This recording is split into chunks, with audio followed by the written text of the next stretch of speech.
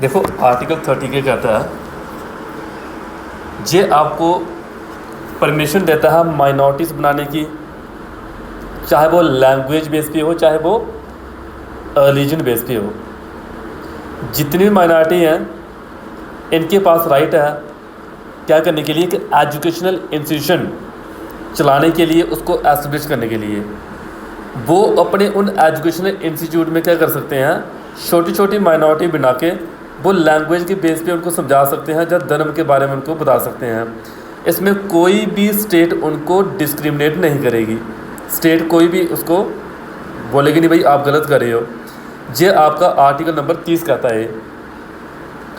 जो term minority है, आपसे पेपर में कोई पूछे कि क्या इसको हमारे कॉन्स्टिट्यूशन में कहीं पे डिफ़ाइन किया गया, हमारे कॉन्स्टिट्यूशन में इसको कहीं भी डिफ़ाइन नहीं किया गया माइनॉरिटी शब्द को। कहता है जो राइट है आर्टिकल 30, ये इसमें क्या है, ये आपको एजुकेशन के बारे में, जो बच्चों को हम एजुकेशन देते हैं ना, कहते हैं छोटी छोटी माइनॉरिटी बना के लोग क्या कर सकते हैं, अपनी ओन लैंग्वेज में बच्चों को समझा सकते हैं, जो अपनी कॉमन लैंग्वेज है। हो सकता है आपका मन करे डोगरी में पढ़ाने का, बच्चों को डोगरी में पढ़ाओ, आपका मन करे हिंदी में पढ़ाने का, हिंदी में पढ़ाओ, आपका मन करे बच्चों को संस्कृत समझाने का, संस्कृत समझाओ। आप अपने छोटे छोटे माइनॉरिटी बना के उन बच्चों को इस तरह से चीज़ें चला सकते हो। जी आपका आर्टिकल 30 बात करता है। तो इसमें जो रिलीजियस कम्युनिटी है वो कौन कौन सी देखने को मिलती है, मुस्लिम हो गए, क्रिश्चियन हो गए, सिख हो गए, बुद्धिस्ट हो गए, इस तरह की कम्युनिटी जैसे पारसीस हो गए, ये देखने को मिलते हैं। जिस सारी बात करते हैं माइनॉरिटी कम्युनिटी की। उसके बाद कभी कोई पूछे आपको आर्टिकल 29 1 और 31 के बीच क्या डिस्टिंक्शन है, तो 29 जो 1 है ना, ये ऐसा राइट है, ठीक है, जो क्या करता है मेजॉरिटी सेक्शन को कवर करता है, सिटीज़न की मेजॉरिटी सेक्शन को कवर करता है। 31 जो है ये रिलीजन और लैंग्वेज बेस पे माइनॉरिटीज़ को राइट प्रोवाइड करता है। 29(1) इसका 3 सब्जेक्ट के साथ लिंक है, लैंग्वेज हो गया, स्क्रिप्ट हो गए, कल्चर हो गए उनके। और 31 की बात करें, ये सिर्फ लैंग्वेज और रिलीजन जो माइनॉरिटी की है उनकी बात करता है, किस तरह से वो अपने लैंग्वेज को कंजर्व करके रख सकते हैं, अपने कल्चर को कैसे बचा सकते हैं। ये 29(1) कहता है। और 31 कहता है कि वो अपने इंस्टीट्यूशन को, अपने एजुकेशनल इंस्टीट्यूशन को किस तरह से एडमिनिस्टर कर सकता है। ये आपका 31 कहता है। 29 ये आपके एजुकेशन के साथ डील नहीं करता है, लेकिन 30 आपका एजुकेशन इंस्टीट्यूशन के साथ डील करता है। ये आपको पता होना चाहिए 29 क्या है और 31 क्या है, कौन एजुकेशन के साथ है, कौन एजुकेशन के साथ नहीं है, इसके बारे में आपको आइडिया का होना बड़ा ज़रूरी है। समझ लगी क्या बता रहा हूँ मैं आपको। ओवरऑल मैंने बात की है माइनॉरिटी की, ओवरऑल मैंने बात की है धर्म के बेस पे, ठीक है, लैंग्वेज के बेस पे जो एजुकेशनल इंस्टीट्यूशन चलाने हैं, अपने लैंग्वेज को, अपनी कल्चर को किस तरह से बचा के रखना, हमने सारी बात हमने उसकी की है। अभी तक जो मैंने आपको पढ़ाया आर्टिकल नंबर 30 के अंडर 2 मैंने पढ़ाया। एक आर्टिकल नंबर आपका 29(1) था, एक आपका आर्टिकल 31 जे आपको मैंने अभी बताया। आगे देखिए उसके बाद कुछ मैंने आपको पहले भी बताया है, कौन कौन से law, saving of certain law, कहते हैं सेविंग ऑफ सर्टेन लॉ, इसको इंसर्ट की करके रखा हुआ आर्टिकल 31 में। ये 42nd अमेंडमेंट हुआ था 1976 का, तब इनको हमने डाला हुआ है। ये क्या करते हैं, एक इम्यूनिटी प्रोवाइड करते हैं, जान के बचाने का काम करते हैं।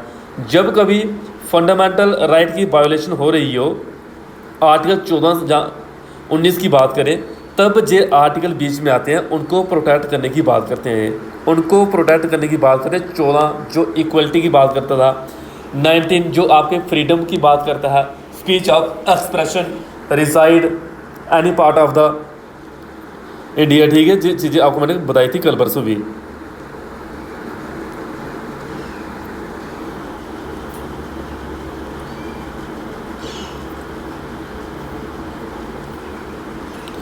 उसके बाद ये आर्टिकल 31 आपको एग्रीकल्चर को प्रोटेक्ट करने की बात करता है, किस तरह पुराने ज़माने में टैक्स इकट्ठा करते थे, अंग्रेज लोगों से टैक्स लेते थे। जैसे मैं आपको हिस्ट्री में पढ़ाया था, जमींदारी सिस्टम, रियोतबाड़ी सिस्टम, महलबाड़ी सिस्टम, ये उसको भी ख़त्म करने की बात करता है। कहता है कि ऐसा नहीं होना चाहिए, ये एक लोगों के राइट है, उनके पास अगर अपनी ज़मीन है तो उसको भी प्रोटेक्ट करने की बात करता है। ये 31A आर्टिकल आपको ये क्या करता है, कुछ एग्रीकल्चर के रिलेटेड रिफॉर्म लाने की बात करता है।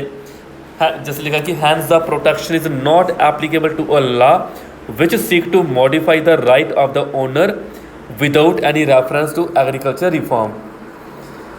फिर और थोड़ी डिटेल में आते हैं, डिटेल वाले जो लिखे गए हैं इनको आपको एक बार रीड कर लेना जी, इतने अभी एग्ज़ाम के अकॉर्डिंग इतने इंपॉर्टेंट नहीं है। जैसे 31A-B लिखा गया है, 31A-C लिखा गया है, 31A-E लिखा गया है, ये आपके इतने इंपॉर्टेंट अभी एग्ज़ाम में नहीं मिलते हैं।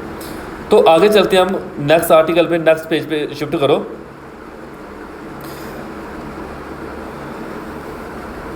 हमारे कॉन्स्टिट्यूशन का बेसिक स्ट्रक्चर जो एक केस था, उस केस को बोलते थे Keshavananda Bharati case.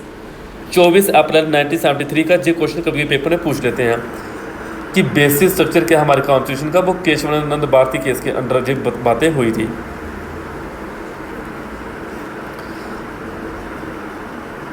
The article was added by the constitution 25th amendment act 1971 state करता है कि notwithstanding anything contain in article 13 no law giving effect to the policy of the state towards securing all और any of the principal.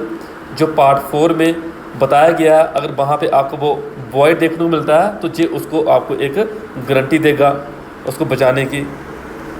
इसको छोड़ो तो नहीं करना है हमने। आगे देखो, आगे निकालो राइट टू कॉन्स्टिट्यूशनल रेमेडीज निकाले 32, आगे पे निकाले हेडिंग लिखी गई है 32 वाला, right to constitutional remedies 32।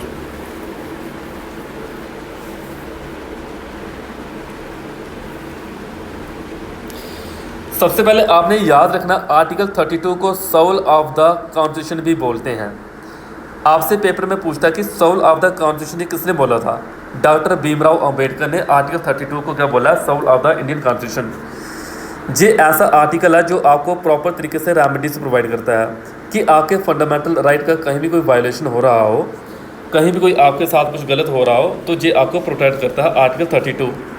Supreme court ने ये बोला गया यहाँ पे, supreme court has rule that article 32 is the basic structure of the constitution, soul of the constitution.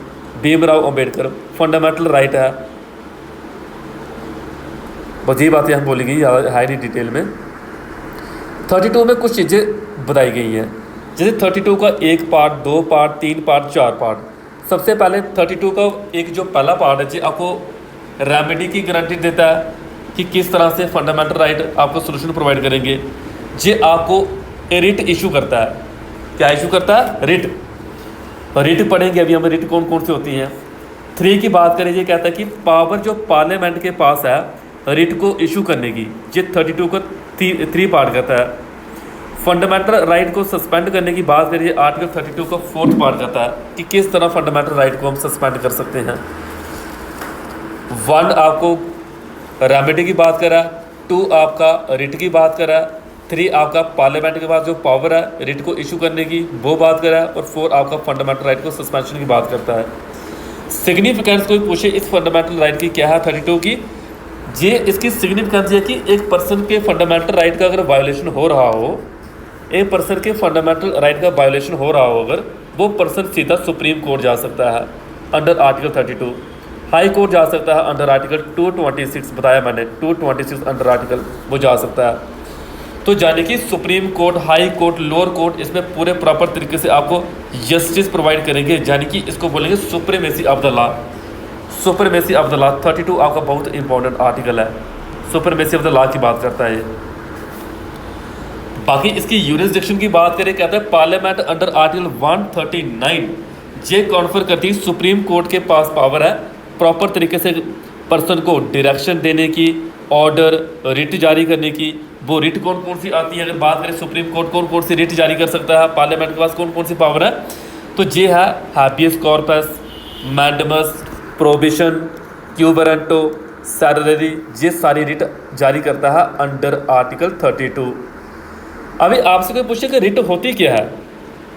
एक रिट वो रिट होती है, ये रिटन ऑर्डर होता है, ठीक है, ये रिटन ऑर्डर होता है किसके द्वारा, किसी एडमिनिस्ट्रेटिव जुडिशियल यूरिसडिक्शन के थ्रू एक ऑर्डर निकाला जाता है। हमारे इंडिया में सुप्रीम कोर्ट अंडर आर्टिकल 32 और हाई कोर्ट अंडर आर्टिकल 26 ये रिट को इशू करता है। पता होना चाहिए कौन कौन से आर्टिकल में, पेपर के लिए क्वेश्चन है, पेपर आया बड़ी बार क्वेश्चन है। वो रिट हमारे पास 5 तरह की है। आपसे कोई पूछे कि ये रिट कहाँ से ली है हमने, इंग्लिश लॉ यानी कि अंग्रेजों के टाइम की रिट है। उसके बाद इनको किस बेस पे देखेंगे हम, the supreme court can issue writ only for the enforcement of the fundamental right. High court writ को इशू करता है, इन्फोर्स नहीं करता है फंडामेंटल राइट को, सिर्फ किसी पर्पस के लिए, लीगल केस के लिए रिट को इशू करेगा। तो सबसे ज़्यादा पावर जो होती है वो हाई कोर्ट या सुप्रीम कोर्ट की बात करते हैं, सुप्रीम कोर्ट के पास वो पावर सबसे ज़्यादा होती है। सुप्रीम कोर्ट कभी भी रिफ्यूज़ नहीं कर सकता रिट के यूरिसडिक्शन को, जब कभी एक डिस्क्रिशनरी वे से देखने को मिलेगी। हाई कोर्ट रिफ्यूज़ कर सकता है रिट यूरिसडिक्शन को। सुप्रीम कोर्ट के पास एक क्या बोल सकते हो, ऐसा बोल सकते हैं कि डिफेंडर है, एक ग्रंटर है। अगर यही रिफ्यूज़ कर देगा तो फिर बचा कौन। यानी कि एक इंसान अगर दुखी है वो भगवान के पास जाएगा, अगर भगवान ही उसको वहाँ से ठीक है साथ नहीं देंगे तो फिर पर्सन वो कहाँ जाएगा, ऐसे बोल सकते हो। सुप्रीम कोर्ट मेन पावर है यहाँ पे कि पर्सन को पूरे प्रॉपर तरीके से प्रोटेक्ट करती है सुप्रीम कोर्ट। रिट की बात करें तो मैंने बोला पहली रिट है हमारी हैबियस कॉर्पस। स्पेलिंग आपके पीडीएफ में लिखे गए हैं, सब कुछ बताया गया है क्या स्पेलिंग है हैबियस कॉर्पस के। हैबियस कॉर्पस का कभी पेपर में पूछ लेते कि इसका इंग्लिश में मीनिंग क्या है। इसमें इंग्लिश में मीनिंग है to have the body. To have the body यानी टू हैव द बॉडी का मतलब ये हुआ कि जो कोर्ट के द्वारा इशू की जाती है उस पर्सन के लिए जिस पर्सन को who has detain another person to produce the body of latter before it, the writ of habeas corpus can be issue against both public authority as well as a private individual के लिए, दोनों के लिए।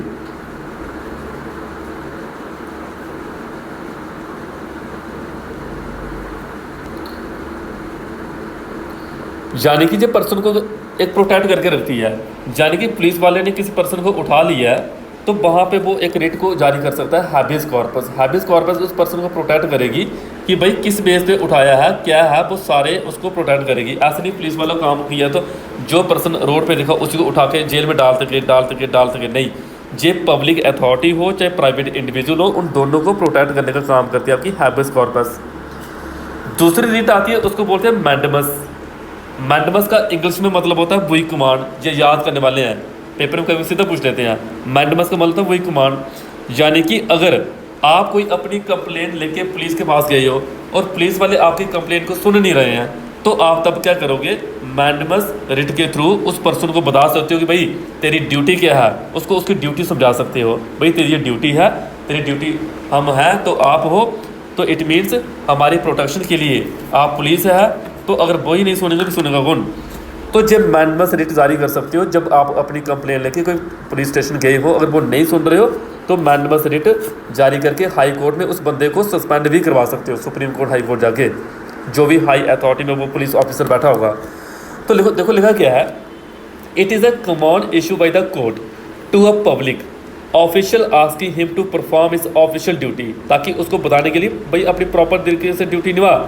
अगर वो क्या है fail है या रिफ्यूज़ करा है उस ड्यूटी को परफॉर्म करने के लिए। It can also be issue against any public body, corporation, inferior court, tribunal, government for the same purpose. जे और भी पर्पस के लिए यूज़ कर सकते हो इस रिट का। कोई अलग अलग लेवल पे, कोई छोटे कोर्ट पे कोई बंदा बैठा हुआ है, जहाँ अलग सिचुएशन पे अलग पोस्ट पे कोई बंदा बैठा हुआ है, तो तब भी इस रिट का हम यूज़ कर सकते हैं। इस रेट का यूज़ हम नहीं कर सकते हैं एक प्राइवेट पर्सन के लिए। प्राइवेट पर्सन के लिए क्या यूज़ करेंगे, जैसे मैंने आपको कोई पूछा, आप लोगों हमें नहीं आपकी बात माननी है तो मैं क्या करूँ, सुप्रीम कोर्ट जाऊँगा ना, आपके ऊपर क्या सुप्रीम कोर्ट केस करूँगा मैं। हाँ, कोई गवर्नमेंट ऑफिशियल बंदा कोई बैठा है चेयर पे, उसके अगेंस्ट इस रेट का यूज़ कर सकते हैं। पेपर में अगर कोई आया क्वेश्चन, क्या इसको प्राइवेट इंडिविजुअल के लिए यूज़ कर सकते हो, तो नहीं, इसको प्राइवेट इंडिविजुअल के लिए यूज़ नहीं कर सकते हैं। इसको प्रेसिडेंट के अगेंस्ट भी यूज़ नहीं कर सकते हैं। चीफ जस्टिस कोई हाई कोर्ट का हो वहाँ भी इसको यूज़ नहीं कर सकते हैं। उसके बाद आप ये चीज़ें याद रखनी है, सिर्फ आप रिक्वेस्ट कर सकते हो किसी काम को करने के लिए, ये नहीं बोल सकते भाई तेरे लिए ये काम मैंडेटरी है, तुझे करना ही पड़ेगा, अदरवाइज सब सुप्रीम कोर्ट हाई कोर्ट चले जाएंगे, ऐसा नहीं है। Mandamus can be issue even negatively to direct a public official not to implement a law which is unconstitutional. तो बस उस पर्सन को प्रॉपर तरीके से डायरेक्शन देने के लिए यूज़ करते हैं। ये थी आपकी मैंडमस, क्या करने के लिए, बंदे को बंदे की ड्यूटी समझाने के लिए। तीसरी है प्रोविशन। प्रोविशन का लिटरली मतलब होता है फॉरबिड। इसका मतलब होता है कि सपोज करो हाई कोर्ट एक लोअर कोर्ट को जे कोई कानून है, कोई लॉ है, वो पास हुआ है, लोअर कोर्ट में वो पहुंचा हुआ है, लोअर कोर्ट से हाई कोर्ट में गया, हाई कोर्ट ने क्या किया, लोअर कोर्ट को मना कर दिया, भाई इसको आप इस तरह से जो गलत है जहाँ सही है उसको प्रॉपर डायरेक्शन देने के लिए हाई कोर्ट लोअर कोर्ट को समझाने की बात करता है। तो लिखा गया कि high court to a lower court to prevent the latter from exceeding its jurisdiction और usurping a jurisdiction that it does not possess, unlike matters that direct activity prohibition direct inactivity against quasi judicial not available against administrative authority। भाई meaning आ गया, high court lower court को order करेगा, ठीक है, बाकी इसका मतलब समझ लेना टू फॉरबिट कि इसको आप इधर ही रोक लो, इसको आगे मत इसकी कोई कार्रवाई स्टार्ट करो, एक ऑर्डर को फॉलो करवाना, ये मतलब होता है इसका। सैलरी का मतलब ये होता है टू सर्टिफाई टू इन्फॉर्म, ये भी उसी के रिलेटेड है। कहता है कि इसको हम क्या करेंगे, एक जो हायर कोर्ट होगा वो लोअर कोर्ट को समझा सकता है कि आपके द्वारा जो बनाई गई बॉडी है वो क्या है, गलत है, वो ऐसे करो, उसको आप बिल्कुल इसको ख़त्म कर दो, फिनिश कर दो, एंड कर दो उसका, जे एरर है इस चीज़ में, तो ये उसको ये बता दें। सपोज करो कोई आप नोट्स बना के आए हो, मैं हाई सुप्रीम कोर्ट हूँ, आप हाई कोर्ट हो, मैंने बोला भाई आपका जो किया गया क्वेश्चन बिल्कुल गलत है, आप अलग तरीके से इसको करें, उसको बिल्कुल ख़त्म कर देना, ये मतलब है इसका। बाकी वर्ड तो बड़े टफ लिखे गए होंगे, आपको समझने में आएगी प्रॉब्लम। क्यों वारंटों का मतलब होता है भाई वर्ट अथॉरिटी और warrant, it is issue by the court to inquire that into the legality of a claim of a person to a public office. यानी कि इसका मतलब क्या है, इसका मतलब ये हुआ कुल मिला के कि अगर आपने कोई फॉर्म फिल किया हुआ है, उस फॉर्म फिल करते टाइम क्या हुआ है, जॉब लगनी थी आपके मोहल्ले में, किसकी जॉब लगनी थी आपके मोहल्ले में, आपकी, लेकिन लग किसकी गई है, आपके मोहल्ले में आपके दोस्त की लगी है, तो तब आप इस रिट का यूज़ कर सकते हो, क्यों वारंटो, कि किस अथॉरिटी पे इस बंदे को पोस्ट पे बिठाया है, एलिजिबल तो मैं था बट आपको किस तरह से आपने उसको जो परमिशन दी है या जॉब दी है, तो क्यों वारंटो रिट बोलते हैं उसको हम। क्यों वारंटो को मतलब है किस अथॉरिटी से, ठीक है, ये मतलब है इसका क्यों वारंटो। समझ लगे क्यों वारंटो क्या हुआ, ध्यान रखना इनके वर्ड का, जो बाई वर्ड अथॉरिटी, ये वर्ड जो लिखेंगे ये इंपॉर्टेंट है। आगे आते हैं नेक्स्ट पेज पे, 33 34 आपके इतने इंपॉर्टेंट नहीं है, इनको छोड़ो, इनको एक बार रीड कर लेना कि किसके लिए ये फंडामेंटल राइट सस्पेंड हो जाते हैं, किसके पास पावरें हैं, जो उसकी बात कर रहा है। राइट टू प्रॉपर्टी आगे बताया था मैंने आपको, 19(1) ऐप से इसको डिलीट करके रखा हुआ हमने, ठीक है। 31 डिलीट है, इसको 300A में अभी रखा गया है।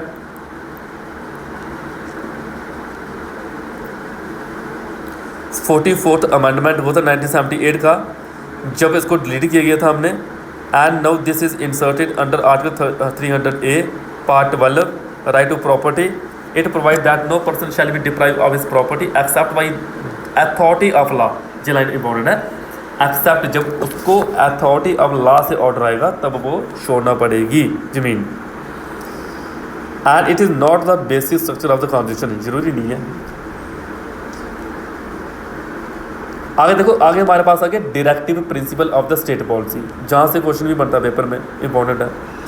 सबसे पहले फंडामेंटल राइट आते हैं पार्ट 3 में, डायरेक्टिव प्रिंसिपल आते हैं पार्ट 4 में।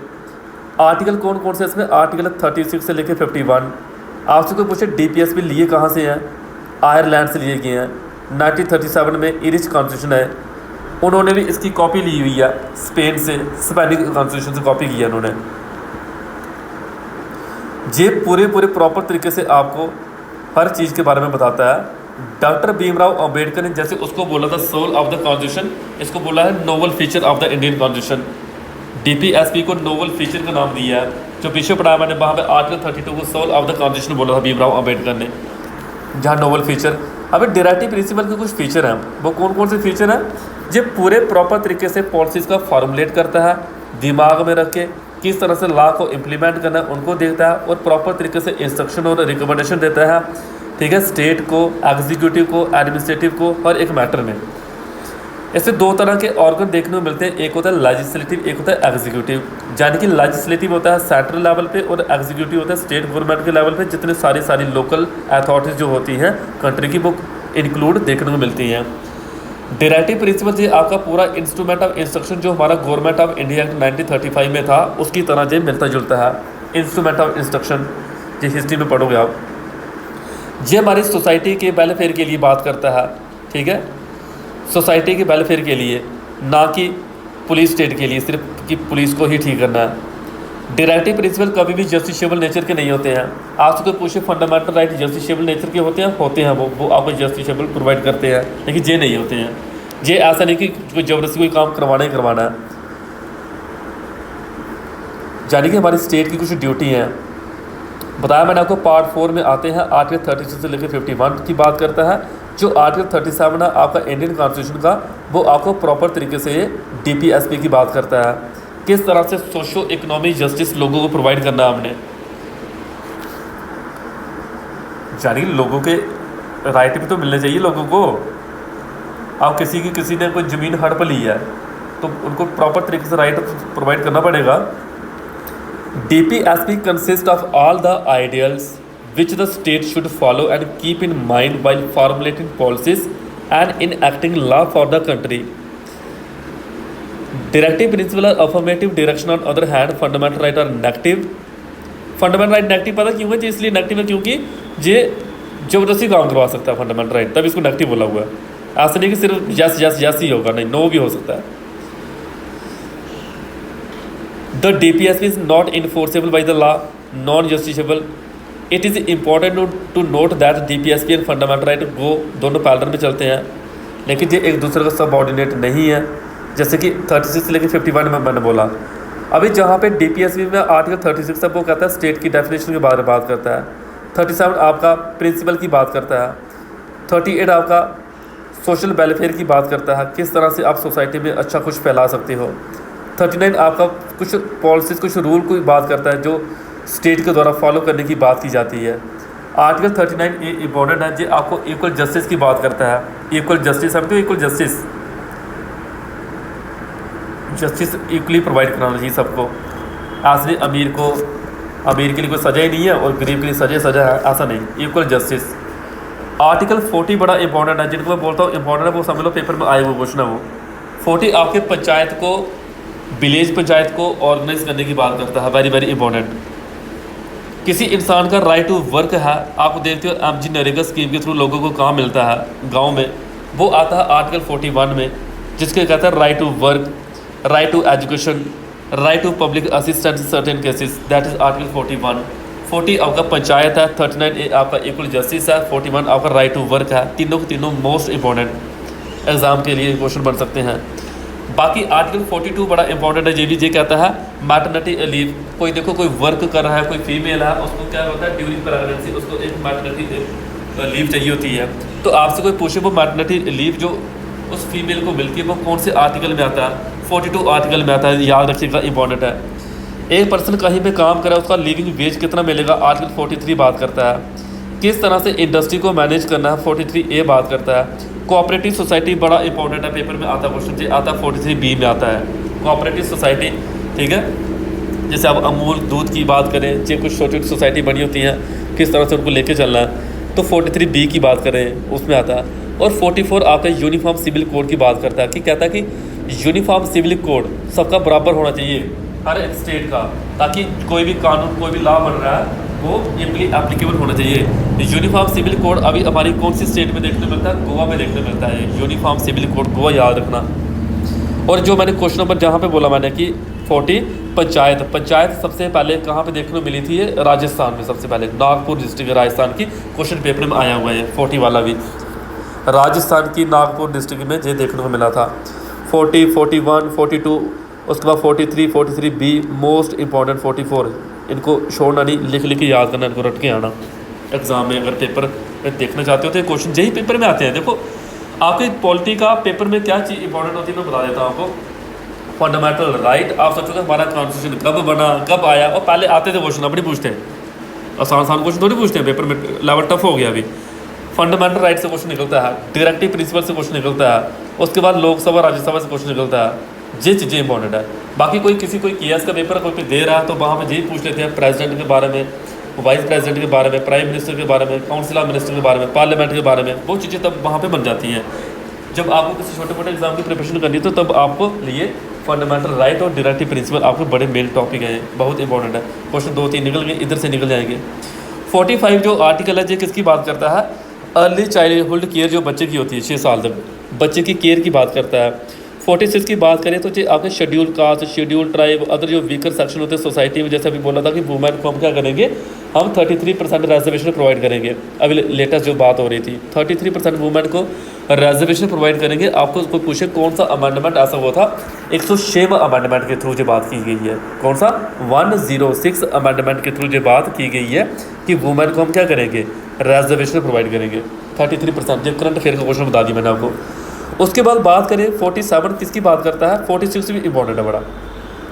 47 बात करता है कि जो न्यूट्रिशन स्टैंडर्ड होता है पब्लिक, जहाँ जो बच्चों की हेल्थ को अच्छा रखना है, जो 47 बात करता है। स्टेट की ड्यूटी होनी चाहिए न्यूट्रिशन को चेक करना, एक स्टैंडर्ड जो लिविंग है बंदे का उसके ऊपर जहाँ फोकस करना।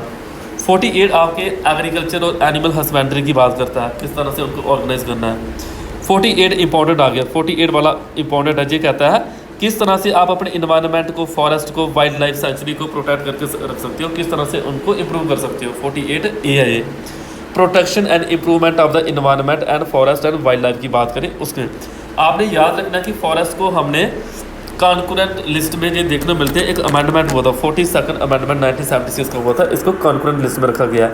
कॉन्करेंट लिस्ट का मतलब होता है जहाँ पे सेंटर और स्टेट दोनों लाभ बना सकते हैं। कौन कौन, सेंटर और स्टेट दोनों क्या कर सकते हैं, लाभ बना सकते हैं। 49 की बात करें, जितने आपके मोनूमेंट है, ये ताजमहल हो गया, ऐसा नहीं कि इनको हमने ख़राब कर देना है, एक बार देखने के तोड़ फोड़ किए वहाँ में सामान थोड़ा फोड़ा घर आगे चुप करके, नहीं, कहता है उनको हमने प्रोटेक्ट करके रखना ताकि आने वाली जनरेशन भी उसको एक इम्पॉर्टेंस प्लेस समझ के उधर जाए, देखे, इनको बचा के रखना है। 50 वाला कहता है कि जुडिशरी को एग्जीक्यूटिव से किस तरह से अलग करने की बात कर रहा है, क्योंकि हर किसी का काम करने का अपना तरीका है, ठीक है। ये जुडिशरी और एग्जीक्यूटिव दोनों इकट्ठे नहीं देख लीजिए, ये 50 बात करता है। 51 आपके इंटरनेशनल पीस और सिक्योरिटी की बात करता है। जैसे अभी देखो हमारे हो सकता है अभी इलेक्शन बांग्लादेश के साथ थोड़े से ख़राब हो जाएं, बांग्लादेश में देख रहे हो अभी पीएम वहाँ से भाग गई है। रिसेंट बात करें, पीएम वहाँ से भाग गई है और वो कहती मुझे असाइलम चाहिए। करंट अफेयर में अगर पढ़ो तो कहते हैं असाइलम चाहिए। असाइलम का मतलब होता है कि उसको कहीं ना कहीं किसी से हेल्प चाहिए। उसकी एक सिस्टर वो रहती है, कहाँ पे वो रहती है सिस्टर उसकी, यूके में रहती है, लेकिन यूके में जाने के लिए उसको परमिशन नहीं दी जा रही है, उसको वीज़ा नहीं मिल रहा है, वो अपने पीएम की पोस्ट छोड़ चुकी है, वहाँ से भाग गई है। कौन, शेख हसीना। तो ये वहाँ पे हो सकता है। जब बांग्लादेश हमारा 1971 की बात करें, ये आपका क्या था, ये आपका ईस्ट पाकिस्तान था। ये हो सकता है अभी ईस्ट पाकिस्तान द्वारा उसको इस्लामिक कंट्री मान के उधर वो बना दिया जाए। उसके अलग किया था ना पाकिस्तान से। पाकिस्तान था, दो पार्ट थे, वेस्ट पाकिस्तान, ईस्ट पाकिस्तान। 1971 की बात से इसको हमने ईस्ट पाकिस्तान को बांग्लादेश का नाम दिए गए। यहाँ पे पढ़ोगे हिस्ट्री, आपका भी मिला टाइम तो पढ़ाऊँगा आपको। तो वो वहाँ के इलेक्शन अभी खराब देखने को मिल रहे हैं। तो किस तरह से वहाँ पे पीस सिक्योरिटी, किस तरह से हमारा इंडिया उनको हेल्प करेगा, किस तरह से वहाँ पे डेमोक्रेटिक रूल आने वाला है, जहाँ वहाँ पे मिलिट्री रूल आने वाला है, तो वो अभी डिपेंड करेगा आने वाले टाइम पे ही। जैसे हमारे JN की बात करें, इसको भी बोला जा रहा है कि इसमें स्टेटहुड लाया जाएगा, ठीक है। जैसे 317 हटाया गया था। आज तक हमेशा ऐसा हुआ है यूटी से स्टेट बनी है, यूनियन टेरिटरी से स्टेट बनी है, लेकिन कभी भी ऐसा नहीं हुआ कि स्टेट से यूटी बनी है। ये हमारी JN की ऐसी पहली स्टेट थी जिसको यूटी बनाया गया स्टेट से। दोबारा इसको मतलब कि दोबारा इसको क्या बोले जा रहा है कि स्टेटहुड का दर्जा दिया जाएगा इसको। अब उसके ऊपर चर्चे चल रहे हैं, क्या पता अभी इलेक्शन आ जाए, असेंबली की इलेक्शन, तो देखते हैं क्या होता है क्या नहीं। अभी इलेक्शन आएंगी, सिस्टम ठीक तरह से चलेगा। अभी पहले की बात करी, जब 370 हटाया तो क्या दिया मैंने, एक सूम से IIT के कॉलेज वगैरह दे दिए, बाकी इतना कुछ दिए नहीं। जॉब तो अभी इतनी है नहीं, जॉब तो कम ही है। पहले था आर्मी में बड़े सारे लड़के सिलेक्ट हो जाते थे, आजकल आपको देखो लड़के बेचारे कितने की जॉब मिल रही। जो बड़ा पढ़ रहा है तो उसकी मिल रही जॉब, उसी को, बाकी तो जॉब मिल नहीं रही है। पहले ऐसा होता था कोई अगर थोड़ा बहुत नहीं पढ़ता था नौकरी मिल ही जाती थी, आजकल नहीं मिल रही है। अग्निवीर कर दी है 3-4 साल के लिए, तो उसमें बच्चे 4 साल के बाद आएंगे घर, क्या करेंगे। तो कुछ सिस्टम ख़राब है। देखो डायरेक्टिव प्रिंसिपल की बात करें, इसको 3 कैटेगरी में डिवाइड करके रखा है। सोशलिस्ट का मतलब होता है किस तरह से हम सोशलिज्म की आइडियोलॉजी को फॉलो करें, किस तरह से हम लोगों के वेलफेयर के बारे में सोचें, किस तरह से हम सोशल, इकोनॉमिक, पॉलिटिकल लेवल पे लोगों को जस्टिस प्रोवाइड करें, ठीक है। उनकी फैसिलिटी, उनकी अपॉर्चुनिटी जो इन इक्वालिटी स्टेट में होती है उसको किस तरह से कम करें, जो आर्टिकल 38 में बात की हमने। तो जो सोशलिस्टिक प्रिंसिपल होते हैं, किस तरह से बच्चों की हेल्थ के बारे में, उनकी डेवलपमेंट के बारे में बात करें, जो आर्टिकल 39 में पढ़ाया मैंने। किस तरह से जो गरीब बच्चे हैं, ठीक है, उनको किस तरह से, या गरीब है उनको इक्वल जस्टिस किस तरह से प्रोवाइड करेंगे, आर्टिकल 39A कहता है ये। तो ये आपके सोशलिस्टिक प्रिंसिपल हैं। कोई गरीब हो, अभी उसमें कोई केस लड़ना होगा तो उसके पास पैसे नहीं होंगे तो वकील कहाँ से करेगा वो, तो तब जहाँ पे स्टेट के कुछ राइट होने चाहिए ताकि उसको प्रॉपर तरीके से सिक्योरिटी फील करे वो। 39 आर्टिकल की बात करें जी, आपको क्या करता है, सिक्योर करता है पूरी अच्छे तरीके से, आपके लाइवलीहुड की बात करता है ये, प्रॉपर तरीके से राइट प्रोवाइड करता है। उसके बाद आपको रिसोर्सेज की प्रोविज़न देता है। उसके बाद जहाँ पे equal pay for equal work for both man and women, ये बहुत इंपॉर्टेंट है, आर्टिकल 39 में आता है, जो मैंने आपको राइट टू वर्क के बारे में बताया आपको। अभी ऐसा नहीं कि बड़ी सारी जगह ऐसा होता है कि जब फीमेल और मेल काम कर रहे होते हैं, कहीं पे कोई दिहाड़ी लगा रहे होते हैं, वहाँ पे मेल को पैसे ज़्यादा मिलते हैं, फीमेल को पैसे कम मिलते हैं। आज बोले जा रहा है कि नहीं, हमारा डायरेक्टिव प्रिंसिपल अंडर आर्टिकल 39 ये कहता है कि equal pay for equal work for both man and women होना का बड़ा ज़रूरी है। किस तरह से वर्कर की हेल्थ और उनकी स्ट्रेंथ के ऊपर हम प्रोटेक्शन ध्यान देंगे, किस तरह से जो हमारा आज के टाइम यूथ है, चाइल्डहुड है, वो एक्सप्लॉइट ना हो, कोई नशे वगैरह उनको ख़राब ना करें, तो उनके ऊपर ध्यान देने की बात कर रहे हैं। ये हमारे डायरेक्टिव प्रिंसिपल की कुछ कैटेगरी है। सोशलिस्टिक हो गया, गांधीन हो गया, लिबरल हो गया। तो उसके बाद राइट टू वर्क की बात की हमने, ठीक है। कई बार कोई वहाँ पे अगर कोई पर्सन किसी को जॉब नहीं मिल रही है, कोई बूढ़ा पर्सन कोई काम पे रखा हुआ है, कोई बीमार है, कुछ डिसेबल है, तो उसको भी प्रॉपर तरीके से सिक्योर करना आर्टिकल 41 कह रहा है ये। 42 के बारे में मैंने अभी बताया किस तरह से मैटरनिटी लीव जो एक फीमेल वर्क करी, चाहे बैंक में है चाहे किसी और फील्ड में है, उसको वो छुट्टी की बात करता है। जी आपने घर जाकर सर्च करना है कितने मंथ की छुट्टी मिलती है उसको, मैटरनिटी लीव सर्च करिए कितने मंथ की छुट्टी मिलती है। उसके बाद एक डिसेंट स्टैंडर्ड लाइफ हर कोई जीना चाहता है, वो सबको मिलनी चाहिए, वर्कर के लिए भी ये बात बोली जा रही है अंडर आर्टिकल 43।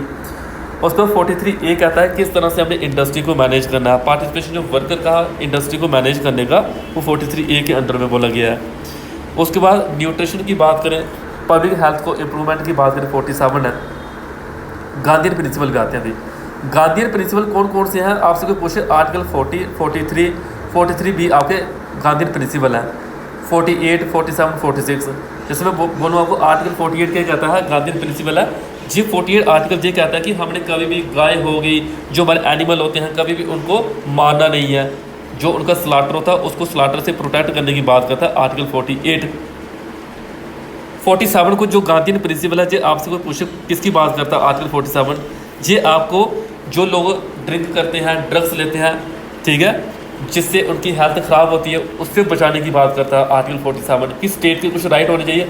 स्टेट की क्या राइट होनी चाहिए, आप देखो जहाँ से जहाँ जाओ बाइन शॉप, जहाँ से वहाँ जाओ बाइन शॉप, जहाँ से वहाँ जाओ बाइन शॉप, कितने कॉलेज हैं, आपको क्या लगता है इन कॉलेज में ड्रग्स नहीं चल रहे हैं? चल रहे हैं ड्रग्स, बड़े सारे नशे चल रहे हैं कॉलेज में। तो स्टेट क्या कर रही है, पुलिस बैठी है हाथ में हाथ रख के, क्या करी, कुछ नहीं कर रही है।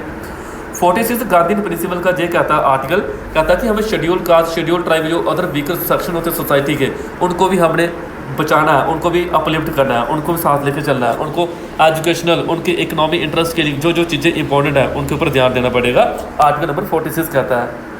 43B गांधीयन प्रिंसिपल का आर्टिकल 43B ये कहता है किस तरह से हमने कोऑपरेटिव सोसाइटी बनानी है, प्रॉपर तरीके से हमने प्रोफेशनल मैनेजमेंट सिस्टम को लेके चलना है, किस तरह से वो काम करेंगे। सपोज करो आपने एक दूध की फैक्ट्री बना लिया, आपने, आप क्या करते हो, पूरी जहाँ पे जो हमारी उधमपुर डिस्ट्रिक्ट है सबको दूध प्रोवाइड करते हो, तो जो आपकी कोऑपरेटिव सोसाइटी है कर सकते हो। गांधीयन प्रिंसिपल का ये था कि आर्टिकल 40 किस तरह से हम क्या करेंगे, गांव के लेवल पे एक पंचायत बनाएंगे, पंचायत होगी तो क्या होगा, गांव के लोगों को जो जो नीड होगी वो उस पंचायत लेवल पे उस जो भी होगा वहाँ का, ठीक है, कौन होता है वहाँ पे, पंच सरपंच जो होते हैं, वो उनको अपनी बात सुनाएंगे, वो उनके सोल्यूशन निकालेंगे गांव के लेवल पे। अब बड़े लेवल पे कोई बना लिया, जैसे हमारे हम बोले MLA किसी को बना दिया, वो क्या देखेगा, वो उसको क्या पता ग्राउंड लेवल पे क्या हो रहा है, बट गाँव के लेवल पर कोई पंचायत बनी होगी वो उनकी चीज़ों का सोल्यूशन निकाल लेगा। आर्टिकल नंबर 40 कहता है ये, तभी मैंने आपको बताया कि इसने कहा पंचायत को ऑर्गेनाइज करना with necessary power and authority, और पंचायत जो पंच सरपंच होते हैं उनको थोड़ी बहुत पावर भी देके रखी हुई है, ये ध्यान रखना है। ये आर्टिकल भी आपका इंपॉर्टेंट है 40 वाला। तो इनको बोलते हैं गांधीयन के प्रिंसिपल, कि गांधीयन की आइडियोलॉजी को जो फॉलो करेंगे, जो गांधी जी के सपने हुआ करते थे, जो हिस्ट्री में पढ़ोगे आप, ताकि कोई फुलफ़िल करेगा गांधी जी के ड्रीम को, उनके आइडियाज़ को, जो अभी इंक्लूड करके रखे डायरेक्टिव प्रिंसिपल में। Very very important. समझ लगे 48, 47, 46 ये क्या क्या कहते हैं, इनको एक बार आपने जरूर पढ़ना है। उसके बाद लिबरल इंटेलेक्चुअल प्रिंसिपल जो जहाँ पे थे, जी कौन सी आइडियोलॉजी की बात करते हैं, लिबरलिज्म की, यानी कि throughout the country under article 44 uniform civil code होना चाहिए। यूनिफॉर्म सिविल कोड का मतलब ये हुआ, जैसे कि ऐसा नहीं होना चाहिए कि सपोज करो किसी की शादी हुई है, शादी के बाद उन्होंने डाइवोर्स लिया है, तो ये नहीं है कि सारी सारी ज़मीन किसने ले ली, सारे सारे पैसे जितना हक था वो एक हस्बैंड को मिल गया, जो सारा सारा हक वाइफ को मिल गया। नहीं, दोनों को बराबर मिलना चाहिए। In the matter of marriage, divorce, inheritance, succession की बात करें तो ये बातें होती हैं यूनिफॉर्म सिविल कोड की, हर किसी को इक्वल राइट प्रोवाइड करना। उसके बाद early childhood care for all children, जब तक उनके 6 साल कंप्लीट ना हो जाएं, ये आर्टिकल नंबर 45 कहता है। ये भी आपके लिबरल इंटेलेक्चुअल प्रिंसिपल में बोला गया है। किस तरह से हम एग्रीकल्चर को लेके चलेंगे, किस तरह से एनिमल हस्बेंड्री जो मॉरल लेवल पे चीज़ें हैं, आर्टिकल 48 ये भी लिबरल के अंडर रखा हुआ है। 48 जितनी भी हमें अपने इन्वायरमेंट को प्रोटेक्ट करना है, अपने जंगलों को बचाना है। देख लो जंगल कट गए तो देखो कितना हाल हुआ। इस बार गर्मी देखी किस हिसाब से हुई, बैंड बज गई, बहुत गर्मी हुई इस बार। तो किस तरह से हम अपने इन्वायरमेंट को प्रोटेक्ट करेंगे। अगर इन्वायरमेंट को प्रोटेक्ट नहीं करेंगे, सबसे पहले आर्टिकल 48 में आता है और लिबरल इंटेलेक्चुअल है, तो बड़ा मुश्किल होगा। किस तरह से हम अपने प्लेसेस को, जो आप बोलते हैं श्रीनगर जाएंगे, सनासर जाएंगे, पत्नीटॉप जाएंगे, जहाँ बाबे वाली माता जाएंगे, ठीक है, सुकराला माता जाएंगे, अगर वो चीज़ें नहीं होंगी, वहाँ पे उनको प्रोटेक्ट नहीं करेंगे, वहाँ पे प्रॉपर तरीके से ध्यान नहीं देंगे, तो किस तरह से आप बोलोगे हमारी हिस्ट्री की जो चीज़ें थी, ताजमहल हो गया और जितनी अच्छी अच्छी जगह हैं नेशनल इम्पोर्टेंस के लिए, बड़े सारे आजकल तो स्टैचू भी बनाए हैं, कोई सरदार पटेल का, जहाँ ठीक है अलग अलग स्टैचू बनाए गए हैं। तो वो ये क्यों बनाया है, ताकि टूरिस्ट बढ़ेगा, टूरिस्ट से पैसा बड़ा मिलता है। जितना टूरिस्ट से पैसा इकट्ठा होगा, हमारे देश में सपोज कर बार बार कंट्री से लोग जहाँ पे आ रहे हैं, कुछ भी चीज़, जैसे अभी अयोध्या मंदिर बना तो कितने सारे लोग वहाँ पे आते होंगे, वहाँ पे कितना सारा वहाँ पे टूरिस्ट का कितना पैसा आता होगा। जितना पैसा आता होगा तो हमारे देश की जो आर्थिक इकोनॉमी है वो अपलिफ्ट होती है, बढ़ती है। अगर हमारे देश के लोग अपनी कंट्री को छोड़ के किसी और कंट्री में जा रहे हैं, वहाँ पे उस कंट्री में अच्छी चीज़ें देखनी आ रही है, कोई बोल रहा है मैं दुबई जाना है, कोई बोलता है मुझे वहाँ जाना है, वहाँ जाना, ऑस्ट्रेलिया जाना है, तो जहाँ का जितना पैसा होगा हमारे देश से निकल के कहाँ जाएगा, उस कंट्री में जाएगा। उस कंट्री में जाएगा तो उस कंट्री के लोगों को क्या होगा, फ़ायदा होगा। तो इस तरह से हमारी इकोनॉमी डाउन होती है। जी इकोनॉमी में पढ़ोगे आप। ये था आर्टिकल 49 में कि किस तरह से हमने अच्छे अच्छे प्लेसेस को, मोनूमेंट को बचा के रखना है। बाकी जुडिशरी को एग्जीक्यूटिव से अलग करने की बात होती है 50 में, ताकि वो एक दूसरे इंडिपेंडेंट होकर काम करें, एक दूसरे की टांग खींचते रहेंगे तो देश कैसे चलेगा फिर। जब 50 कहता है। बाकी इंटरनेशनल पीस और सिक्योरिटी की बात करें, ठीक है, किस तरह से हमने ये चीज़ें लेके चली है, आर्टिकल 51 कहता है। तो जहाँ तक लेक्चर को मैं रखूँगा 51, ये सारे चीज़ें ईजी लिखी गई हैं। एक बार आप खुद भी पढ़ोगे आपको आ जाएगा और समझ लग जाएगा।